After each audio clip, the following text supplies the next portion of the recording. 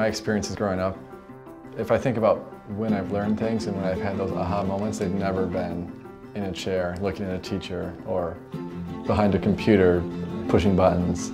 They're always somewhere else.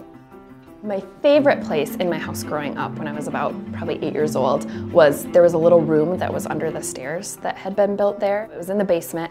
I would sneak down there and I would bring a sleeping bag and lay it out as the carpeting and a little lamp from my bedroom. And it was a space that was just small enough for me and maybe my best friend to be in.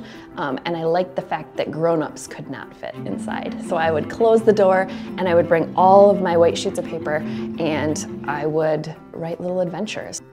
We built a fort in a group of stand of big trees, and that was kind of all the guys in the neighborhood hung out at this tree fort.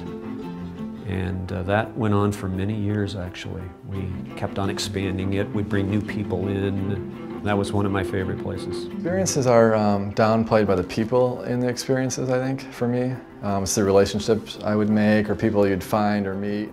Life becomes so much more fast-paced. It's like when you're a child, your attention span is shorter, and so you jump from thing to thing and place to place to keep your mind engaged, to keep yourself busy, and you get older and that need for change doesn't stop just because you've turned a certain age. You still need a space to get away and a space to change and you know, different scenery, different people to help you stay engaged in whatever you're doing.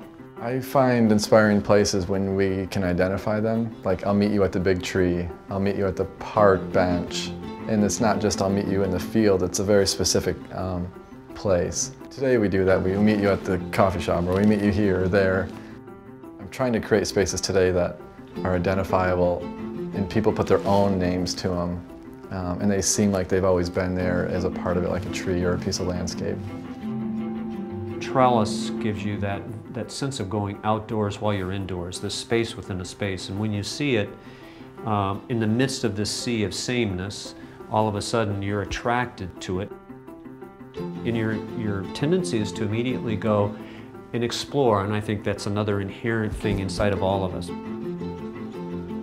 We're very curious, and we don't want to ever stop being curious. Intellectual curiosity is absolutely essential.